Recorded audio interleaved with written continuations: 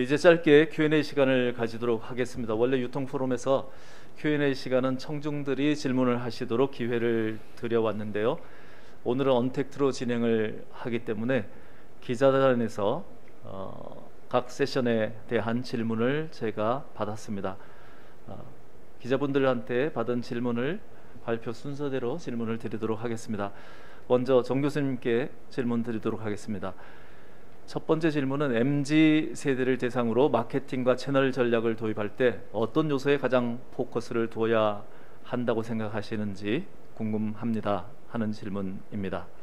네, 그 MZ 세대는 기존의 기성세대인 X세대나 베이비부머나 차이가 좀 있는 것 같습니다. 개인적으로는 X세대는 권한을 X세대한테 전부 줘야 된다고 생각합니다. X세대가 주도적으로 마케팅이나 또는 판매에 있어서 주도권을 가질 수 있고 또 자기가 마음대로 기획할 수 있고 이런 부분이 중요하다고 생각하고요. 또 특히 X세대는 진정성에 대해서 굉장히 민감합니다. 기업이 얼마나 솔직하고 진정성 있고 정직하고 소비자를 생각하는지 이게 대해서 굉장히 민감하게 저희들이 준비를 해야 된다고 생각하고 또 요즘 X세대는 물건을 소유한다는 개념보다는 내가 그 제품을 공유하거나 또는 뭐 구독하거나 이렇게 새로운 형태의 소유 방식을 시도하는 것 같습니다. 그런 부분에 대해서 다양한 옵션을 제공할 필요가 있다고 생각하고 또 X세대는 굉장히 뭐 가성비가 아니라 가심비라 그러나요? 나심비라 그러나요?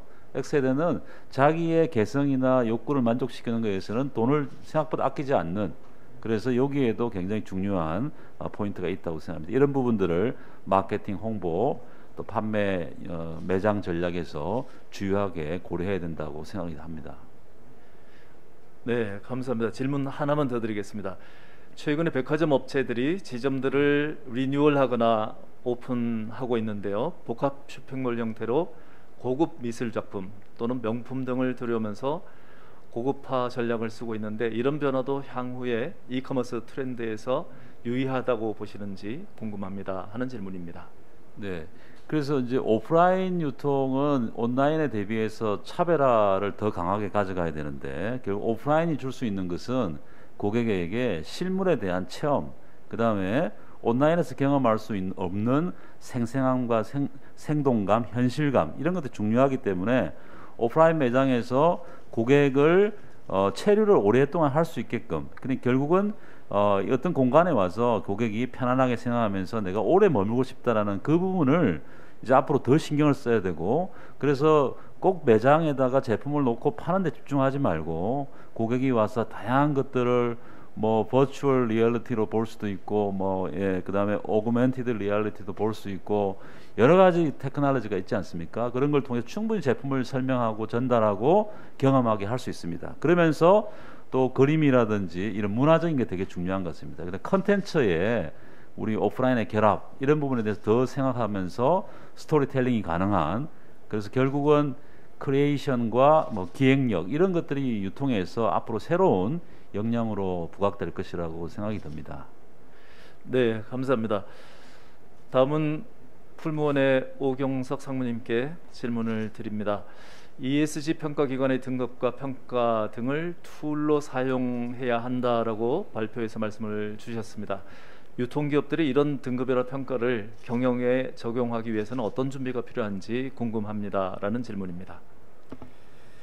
예, 그 ESG의 개념부터 좀 살펴봐야 될 것 같은데요. ESG가 사실 어떤 독립적인 그 펑션이라고 보기는 어렵습니다. 사실 기존의 밸류체인 상에 있는 각각의 기능 부서의 기본적인 역할에 환경적 사회적 가치 창출이라는 개념들이 이제 좀 추가된 개념이다 보니까 ESG의 업무들은 밸류체인 전반을 커버하는 매우 광범위한 업무의 영역들을 가지고 있습니다.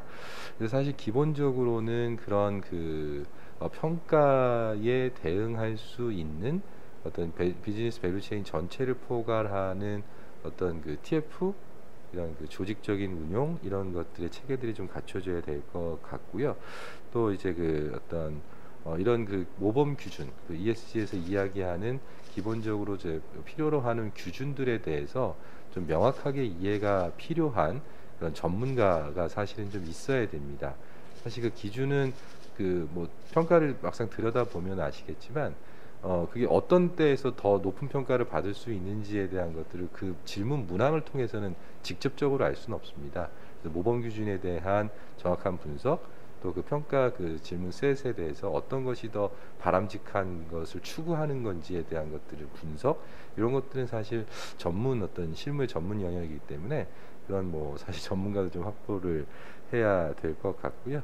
그런 과정에서 이제 ESG를 전체적으로 총괄할 수 있는, 사실 그 통합해서 어떤 컨트롤 타워로서의 또 인하우스 컨설팅 조직으로서의 전담 조직이 일정 부분 갖춰졌을 때 이런 그 체계 부분들이 좀 쉽게 조금 더 가능한 영역이 아닐까라는 생각입니다.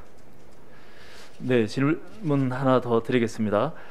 유통기업이 ESG를 통해서 신규 사업으로 확장할 수 있는 영역에는 어떤 것이 있는지 알려주시면 감사하겠습니다. 라는 질문입니다. 예, 상당히 그 어려운 질문인 것 같습니다. 자, ESG 신규 사업 부분들은 저희도 지금 사실 굉장히 무엇이 그 사회적 환경적 가치를 창출하면서도 비즈니스에 이익을 줄 수 있는 사업이 있을까라는 것에 대한 굉장히 고민들이 너무 많기 때문에 여기서 이제 구체적으로 이제 제가 답을 드리긴 사실 좀 쉽지 않은 문제인 것 같고요. 기본적으로 이제 그 기업에서 초래하는 그 부정적 사회 이슈를 관리하는 것이 이제 아주 기본이 되는 것 같습니다. 그래서 아직까지도 솔직히 투자사들의 그 어떤 담당자들과 만나보게 되면 아직까지도 이제 그런 그 네거티브한 그런 사업을 하는 것을 배제하는 전략들은 가지고 있지만 실질적으로 이 회사가 포지티브하게 어떤 신규 사업들을 가지고 이런 ESG를 창출하고 있는지에 대해서 평가할 수 있는 머티리얼이 아직까지도 사실 투자자에도 만들어지지 않은 상태인 것 같습니다. 이것이 점점 더 이제 그 개발이 될 거라고 생각하긴 합니다만 기본적으로 이제 뭐 아시다시피 뭐 제가 ESG ETF 펀드 16개 같은 거 분석해봐도 실질적으로 ESG 잘하는 기업이라고 불릴 만한 기업들이 별로 없습니다. 그러니까 실제 그냥 일반적인 그 펀드 상품과 큰 차이가 없는 그런 상태인 걸 보면 지금 뭐 레리 핑크부터 시작된 어떤 투자의 원칙들이 이제 투자자들의 기본 방향들은 바뀌었지만 아직까지도 이런 신규 사업을 어떻게 그 창출하고 그것이 사회 환경적 가치 창출에 어느 정도 영향을 미쳤는지에 대한 것들을 증명해내기가 상당히 좀 어려운 부분이라 저희는 이제 그 TF를 조직하거나 아까 말씀드렸던 그런 그 ESG 실무 협의체를 중심으로 계속해서 워크숍을 하면서 신규 사업 발굴하고 하는 과정 중에 있어서 어떤 특별한 지금 아이디어를 제시하기엔 제가 좀 아직까지 많이 부족한 것 같습니다. 양해 부탁드리겠습니다. 예, 아직은 디벨롭 과정에 있는 이슈라고 볼 수가 있을 것 같습니다.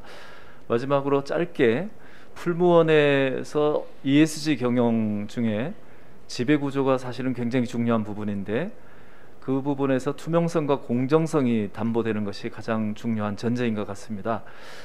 이런 그 풀무원의 의사결정 과정에서 공정성을 유지하기 위해서 제도적인 부분 외에 달리 내부적으로 신경 쓰고 있는 그런 그 부분이 있다면 어떤 점이 있을까요?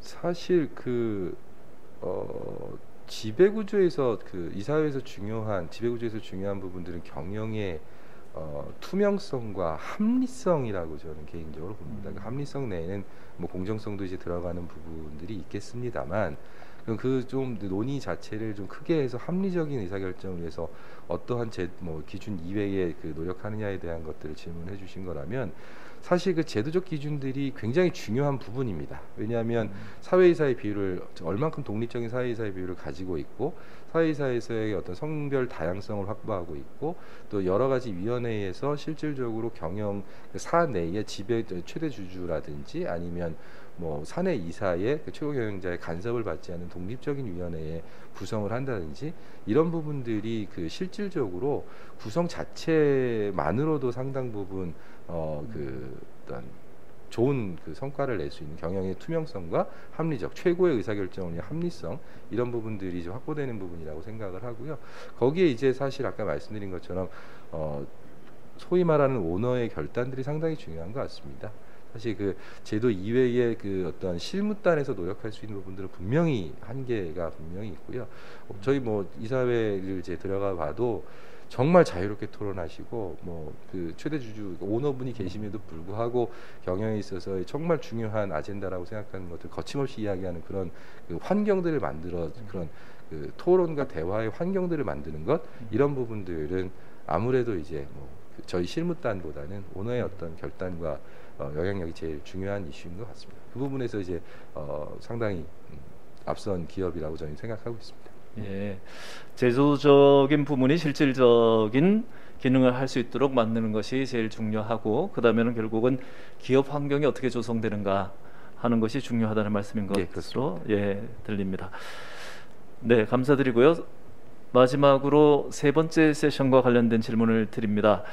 최근 쿠팡의 위너 시스템이라는 것이 도마 위에 올라온 적이 있습니다. 사회적으로 굉장히 주목을 받았고요. 이 시스템은 최저가 상품 판매자를 그 아이템의 위너로 선정해서 독점적인 판매 권한을 주는 방식으로 알려져 있는데요. 이것을 판매 촉진 방식으로 봐야 될지 아니면 입점업체 간의 가격 경쟁을 과도하게 유도해서 매출을 끌어올리려고 하는 불공정 거래로 봐야 할지 궁금하다, 이런 질문입니다. 네, 저한테는 굉장히 어려운 적인 질문을 던져주시는데요. 이 점에 대해서는 사실 뭐 그 시민단체하고 뭐 몇 군데에서 문제 제기를 하고 있어서 공정거래위원회에서도 여러 가지 관점에서 심사를 하고 있는 것으로 알고 있는데요. 제가 이거에 대해서 뭐라고 답변을 드리기는 참으로 어려운 문제인데, 결국은 어느 시각에서 보느냐에 따라서 결국은 소비자와 이제 이 운영 사업자의 입장에서 보면 이제 이런 제도를 통해서 소비자는 더욱더 싼 가격으로 양질의 제품을 공급받을 수 있는 장점이 있을 것이고요.